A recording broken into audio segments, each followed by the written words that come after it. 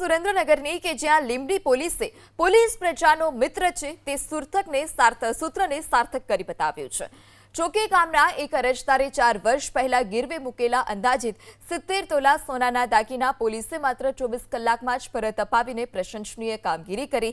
અરજદાર શૈલેષભાઈ કાગડિયાને જાન્યુઆરી 2023માં આર્થિક જરૂરિયાત ઊભી થતા તેમણે સામેવાળા પક્ષ પાસેથી માસિક 1.70% વ્યાજ દરે 32 લાખ ઉછીના લીધા હતા અને બદલામાં સોનાના દાગીના ગીરવે મૂક્યા હતા। અરજદારે 15 દિવસ પહેલા વ્યાજનો હિસાબ કરાવતા વ્યાજખોરોએ વ્યાજનું પણ વ્યાજ ગણીને કુલ 75 લાખથી વધુની માંગણી કરી હોવાનો આરોપ છે।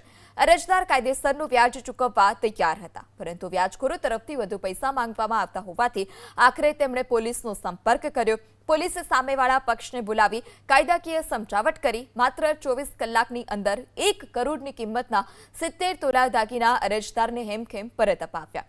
વ્યાજખોરોના ત્રાસમાંથી મુક્તિ મળવાની સાથે પોતાના કિંમતી દાગીના પરત મળતા પીડિત પરિવારે એસપી પ્રેમસુખ ડેલુ, ડીવાયએસપી વિશાલ રપારી, લીંબડી પોલીસ ટીમનો હૃદયપૂર્વક આભાર માન્યો હતો। અને જે લોકો પાસે અમારા ઘરેણા પડ્યા હતા ત્યાં તે લોકોએ ખૂબ સારી એવી તપાસ કરી અને ખૂબ અમને મદદ કરી અને અમારું જે કંઈ ઘરેણું હતું એ પરત અપાવી દીધું અને તેમના જે કંઈ પૈસા હતા મૂળગા પૈસા જે કંઈ તે લઈ અમને રાજી ખુશીથી એકબીજાનું સમાધાન પણ કરાયું છે।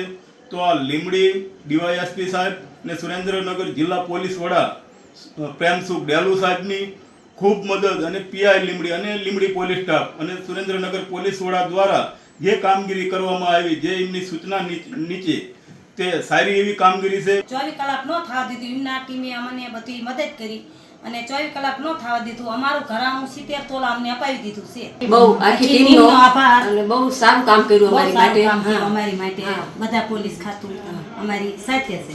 જે વિશાલ રબારી દ્વારા અમે શૈલેષભાઈ જીવણભાઈ કાગડિયા કરીને અને કોળી સમાજના એક વ્યક્તિ હતા, આના પરિવારની જે મહિલાઓ હતી આનો ટોટલ 70 તોલા જે સોનો હતો એ લઈ લીધો હતો।